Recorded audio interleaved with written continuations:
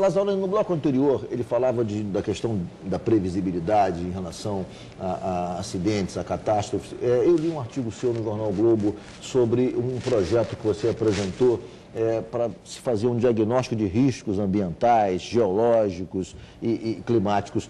Que projeto é esse e que desdobramento teve o seu projeto? Esse projeto eu apresentei em conjunto com o deputado Mário Marques, no final da legislatura passada, foi 2009, porque eu senti a necessidade, eu converso muito com os órgãos, converso muito com o INEA, converso muito com o DRM, a gente faz muita audiência pública e eu senti essa dificuldade, né? Teria que ser através de um projeto de lei para que a gente pudesse de alguma forma pressionar o governo. Eu sou base de governo, mas eu entendo que o papel do legislador também é cobrar dos governos, né?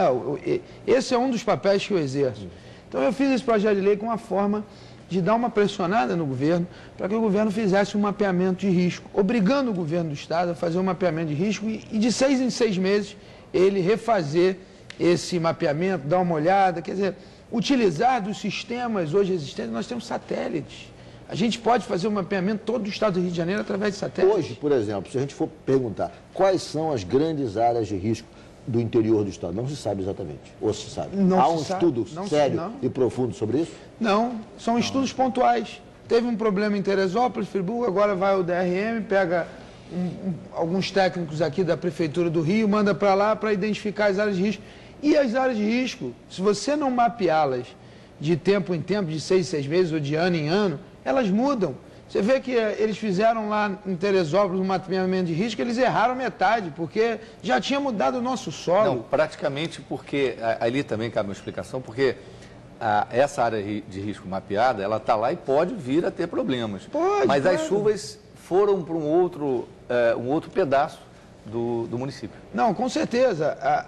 Mas se você não tiver um acompanhamento, não tiver um sistema, um melhor entrosamento entre o DRM e o INEA, né? O DRM é um órgão sério, com técnicos sérios, que levam o seu trabalho a sério. Então a gente tem que realmente fortalecer o DRM. Eu discordo um ponto do deputado, quando ele aponta, o deputado Salomão, apesar da gente convergir muito, mas discordar é importante, de se criar um novo instituto. Eu não vejo a necessidade. Temos que fortalecer o DRM, concordo com ele quando ele diz que tem que se fortalecer o DRM, porque os melhores técnicos estão no DRM. Nós temos técnicos excelentes no DRM, basta que se aloque mais recursos, aumente o pessoal e o Departamento de Recursos Minerais tem condições de fazer esse mapeamento no Estado do Rio de Janeiro em conjunto com o INEA. Existe verba do FECAM, basta com um melhor entrosamento com o secretário Carlos Mink, eu tenho certeza que ele vai liberar essa verba. O governador Cabral quer aumentar, inclusive, o percentual do fundo do FECAM, né? Inclusive, qual é a proposta dele? Ele quer aumentar para 10%? Tem uma proposta porque hoje o FECAM, ele vive basicamente de royalties. Exatamente. Tem uma proposta de se colocar... aumentar, chegar a 10%. Aumentar para 10%. Acredito eu não lembro, mas ele encaminhou esse projeto, mas colocar um percentual dos royalties do pré-sal.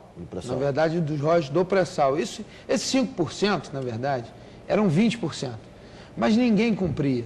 Né? Os governos não cumpriam. Quando começou o FECAM, eram 20%. Eram 20% dos royalties. Mas os royalties também eram desse tamanhozinho. 100 mil reais. Exatamente. Né? Na realidade... Aí botaram 20%. Chegou acho que no governo Garotinho, no governo Marcelo teve problema pelo não cumprimento, era um dos itens para aprovação das contas, quer dizer, era com ressalvas. No governo Garotinho, salvo engano, também teve esse problema, e no governo Rosinha ela baixou para 5% com a promessa de cumprir esses 5%. Lembro bem que cumpriu-se uma boa parte, mas utilizou-se bastante para saneamento, que é importante saneamento, mas a gente também tem que cuidar das nossas áreas verdes. Eu tenho um projeto de lei para se colocar um percentual do FECAM, utilizando para as áreas verdes. Nossos parques estão arrebentados, nós temos muito parque de papel, o secretário Mink está fazendo um esforço muito grande, mas nós precisamos ajudar. Aliás, eu tenho aqui, todos sabem que eu e o Mink, nós somos da mesma área e, portanto, temos alguns embates políticos, mas eu quero aqui fazer uma crítica favorável, dizer que ele é um excelente secretário, foi um excelente ministro, e eu tenho certeza que a secretaria, eu como ambientalista, eu tenho certeza em dizer aqui, eu digo com convicção, que está em boas mãos a Secretaria de Ambiente. Não que estivesse em mão com a Marilene, que também é excelente como presidente do INEA. Mas eu acho que ele conseguiu montar uma equipe boa e eu tenho certeza que ele vai dar esse valor que a área verde merece, porque o Mink é um ambientalista, a gente tem que contar com ele. Aliás, deputado,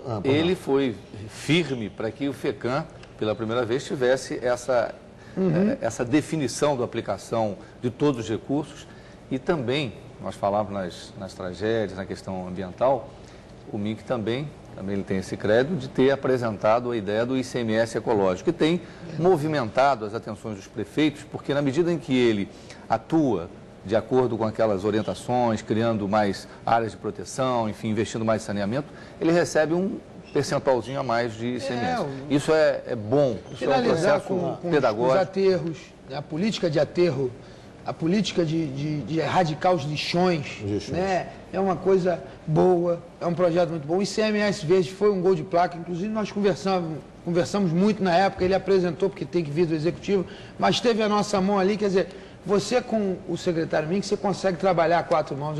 É uma pessoa, a gente costuma dizer que o Mink gosta muito de holofote, mas ele também, ele tem um mérito, ele é trabalhador e é um brigador pelo meio ambiente. Tenho certeza que com ele, a área verde vai estar mais protegida. A definição de competências no enfrentamento dessa questão, a questão do solo, teoricamente, é a competência da prefeitura, quando é a ocupação do solo. Cabe ao poder público municipal disciplinar a ocupação do solo.